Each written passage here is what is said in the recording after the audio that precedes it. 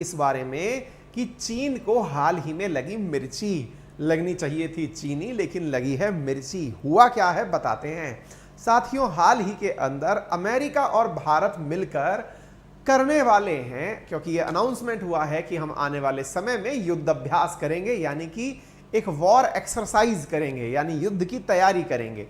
और इस युद्ध की तैयारी की बात सुनते ही चीन हो गया है परेशान और कहा है कि China now invoke border pact it floated. इसने लिखा China object to US India military drill.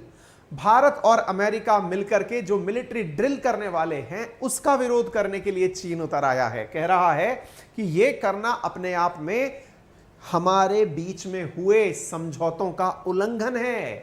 कौन से समझौते, आज के सेशन में चर्चा करेंगे। क्या वाकई में भारत समझौतों का उल्लंघन कर रहा है, आज के सेशन में जरूर बताएंगे। आप लोग कमेंट बॉक्स में मुझे बता दीजिए कि भारत और अमेरिका की थल सेनाएं मिलकर कौन सा वॉर एक्सरसाइज करती हैं, उसे किस नाम से जाना जाता है। हालांकि मैंने आप लोगों को पहले भी बताया है। हाँ जी, व्लादिमीर ज़ेलेंस्की का आज बर्थडे है, क्या बात है। ये साहब ज़ेलेंस्की भी हमारी क्लास में हैं, सेलिब्रेशन करके आ रहे हैं, बहुत बढ़िया। चलिए, ये शायद यूक्रेन के बर्थडे को ही अपना बर्थडे मान रहे हैं। शाबाश बेटा, सही जा रहे हो बेटा एकदम है।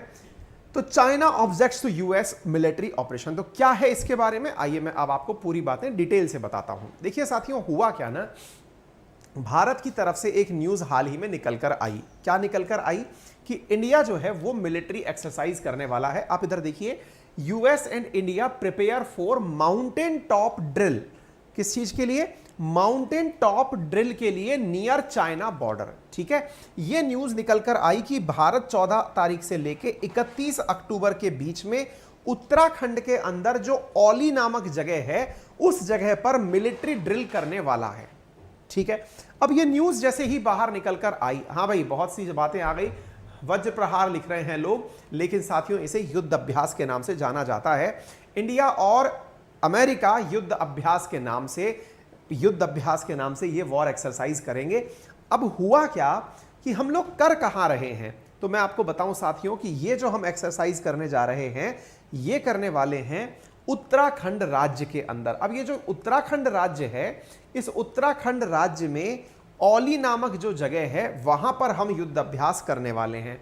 आप पूछेंगे तो अपन अपने देश में कर रहे हैं, इससे चीन को क्या दिक्कत है? चीन ने कहा है कि भारत ऐसा करके कुछ कानूनों का उल्लंघन कर रहा है। भारत क्या कर रहा है? बोले हमारे बीच में जो ऑलरेडी ट्रेड डील्स हो रखी हैं, हमारे बीच में जो ऑलरेडी वॉर को लेकर के कस्में खा रखी हैं कि हम एक दूसरे का हमेशा साथ देंगे, भारत उसका उल्लंघन कर रहा है। स्पोक पर्सन है चाइना मिलिट्री के, उन्होंने कहा कि स्पेशल फोर्सेस जो अमेरिका की इंडिया के साथ आकर के एक्सरसाइज करने वाली हैं, ये एक प्रकार से ये जो वॉर एक्सरसाइज युद्ध अभ्यास होने वाला है, ये एक प्रकार से हमारे किए गए आपसी जो पैक्ट है उसका वायलेशन है। इस एक्सरसाइज के बारे में मैं आपको बता दूं कि हमारी और इनकी जो एक्सरसाइज है ये 2004 से होती आ रही है और यह एक्सरसाइज अल्टरनेटली, यानी कि एक साल हमारे यहां पे एक साल अमेरिका के अंदर होती है। साथियों इस एक्सरसाइज के अंदर हम लोग एक दूसरे के साथ में बहुत सी चीजें सीखते हैं। उनमें सबसे बड़ी चीज जो अमेरिका इस बार हमसे सीखने वाला है वो है पहाड़ी क्षेत्रों में युद्ध कैसे लड़ा जाए, क्योंकि भारत को पहाड़ी क्षेत्रों में युद्ध लड़ने की बहुत ज्यादा ट्रेनिंग प्राप्त है। क्योंकि भारत के जो मतलब एकदम चिर प्रतिद्वंदी हैं, चाहे पाकिस्तान हो या फिर चीन हो, ये दोनों ही पहाड़ों के पीछे छिप करके हमसे लड़ाई लड़ते हैं। तो भारतीय सेना पहाड़ों पर युद्ध करने में महारत रखती है। यही कारण है कि अमेरिका की सेना जो कि पहाड़ों में कोई दुश्मन नहीं पाती, वो इंडिया आकर के पहाड़ों में युद्ध सीखना चाहती है। ऐसी स्थिति में वो भारत आकर के इन क्षेत्रों में युद्ध अभ्यास करना चाहती है। तो उत्तराखंड राज्य में अगर हम युद्ध अभ्यास करते हैं बॉर्डर के नजदीक, तो उसके नजदीक ही है चाइना। दुख किस बात का है? चाइना को डर यह है कि भाई अगर अमेरिका वाले ये सीख गए कि पहाड़ों में युद्ध कैसे लड़ा जाता है, तो संभव है कि भविष्य में कभी हम इंडिया के साथ युद्ध करें तो अमेरिकी फोर्सेस भी इसके साथ मिलकर के युद्ध करने आ जाएं। इस बात को लेकर के दिक्कत है।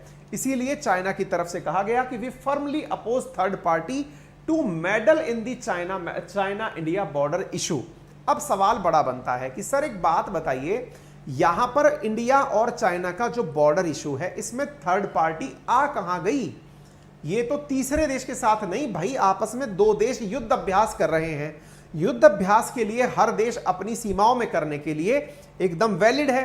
तो आपको इस बात में दिक्कत क्या है? बॉर्डर इशू के बीच में आ कौन गया? इस बात को इंडिया भी नहीं समझ पाया है कि भाई कौन सी चीज को लेकर परेशान हो रहे हो। तो अब इन्होंने अपनी बातें आगे बताई और क्या कहा? इन्होंने कहा कि भारत और चीन ने मिलकर के 1993 में और 1996 में एग्रीमेंट किया था। किस बात का एग्रीमेंट किया था भाई? एग्रीमेंट यह किया था कि बॉर्डर की सीमा से 10 किलोमीटर के भीतर किसी भी प्रकार का युद्ध अभ्यास नहीं किया जाएगा। ये जिस चीज का हवाला दे रहे हैं वो कह रहे हैं कि इन्होंने एग्रीमेंट किया हुआ है, और वो एग्रीमेंट क्या है कि बॉर्डर से 10 किलोमीटर ना तो चीन और ना ही इंडिया किसी भी प्रकार की वॉर एक्सरसाइज नहीं करेगा, और स्पेशली किसी दूसरे देश के साथ तो मिलकर के बिल्कुल भी नहीं करेगा। अब सवाल यह है कि भारत अगर बॉर्डर सीमा में इस प्रकार का अभ्यास कर रहा है तो क्या हमने कानून तोड़े? अब इसका जवाब बताने से पहले मैं आपको कुछ और बातें बताता हूं।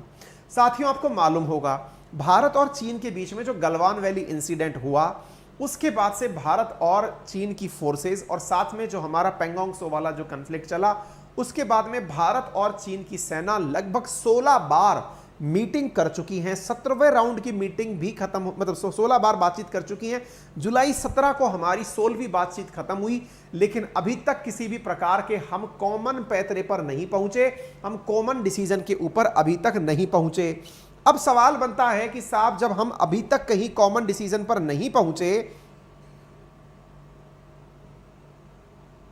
तो अब सवाल यह बनता है कि साहब अगर ऐसी स्थिति है तो आने वाले समय के अंदर यह देखना होगा कि क्या साहब भारत जो है वो चाइना की बातों को सीरियसली मानेगा, क्योंकि चीन तो मान नहीं रहा है। हर बार टेबल पर बैठते हैं, बात वहीं की वहीं ढाक के 3 बात रह जाती हैं। आप यहां पर एक चीज और भी देखें, चाइना ने अभी क्या कहा कि इंडिया बॉर्डर सीमा के अंदर युद्ध अभ्यास कर रहा है, लेकिन चाइना को खुद पता होना चाहिए कि 20 जुलाई को चाइना ने, और ये न्यूज मैंने आपको पढ़ाई है, इन्होंने पेंगोंग त्सो लेक के ऊपर मिलिट्री एक्सरसाइज की थी। ये सवाल भी मैंने आप लोगों को पढ़ाया था। मोहित कुमार लिख रहे हैं कि सर पीपीटी कट रही है। हाँ भाई, थोड़ी बहुत कट रही है, वो मुझे भी दिख रही है, लेकिन असल में आज इस स्टूडियो को काफ़ी दिनों बाद मैं यूज़ कर रहा हूँ, इसलिए ना मुझे थोड़ा सा इसके बारे में अलाइनमेंट बिगड़ भी रहा हो तो मुझे दिख नहीं रहा है। ठीक है,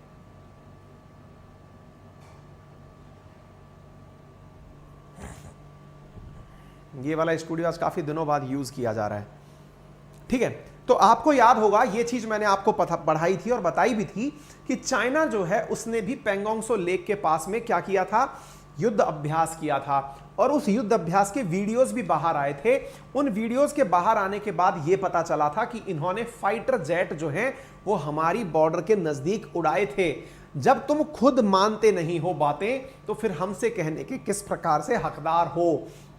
आपको मालूम होना चाहिए कि वर्तमान में जो हमारे विदेश मंत्री हैं एस जयशंकर साहब,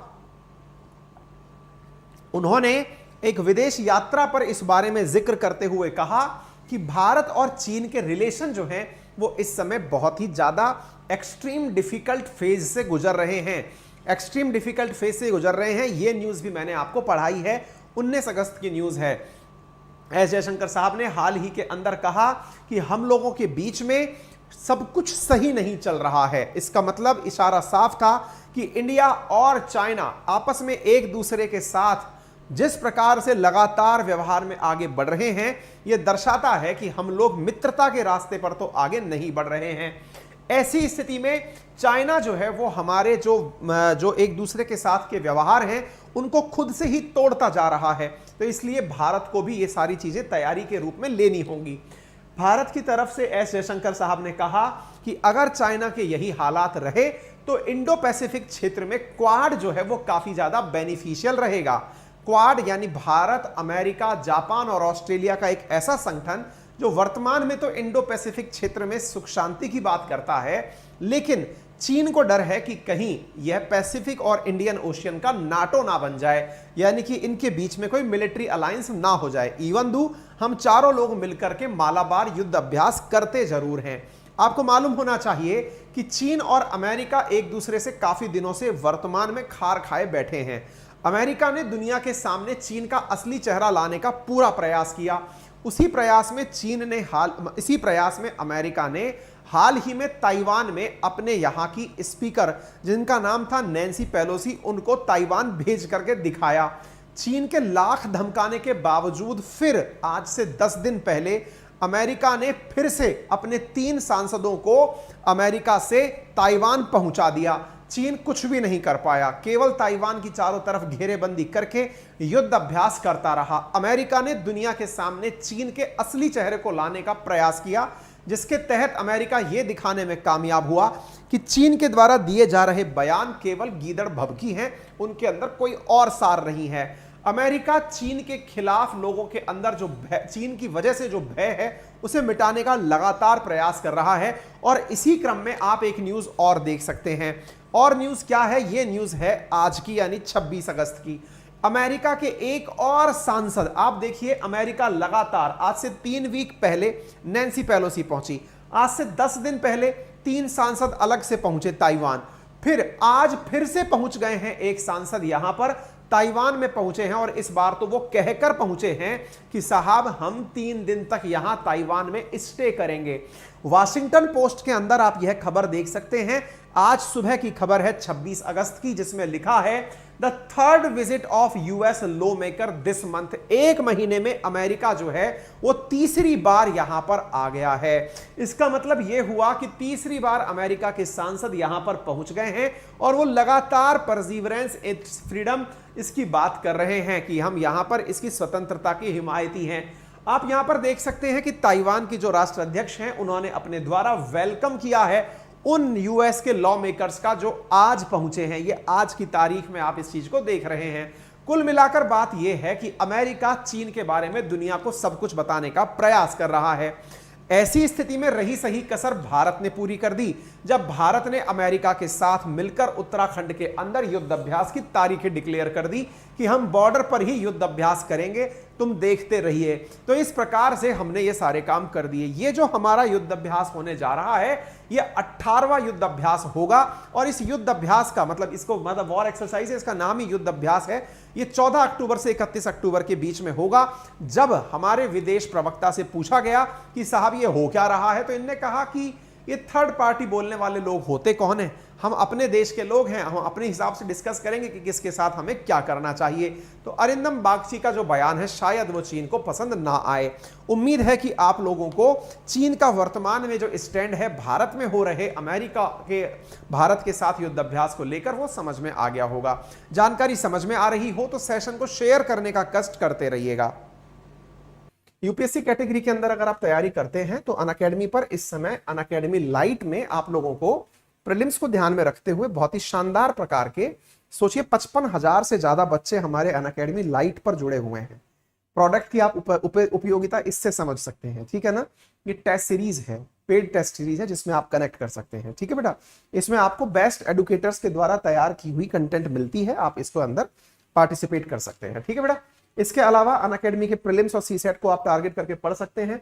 अनअकैडमी के कोर्सेज में रेज ए हैंड फीचर है, यदि आप टीचर से डाउट पूछना चाहते हैं तो आप डाउट पूछ सकते हैं।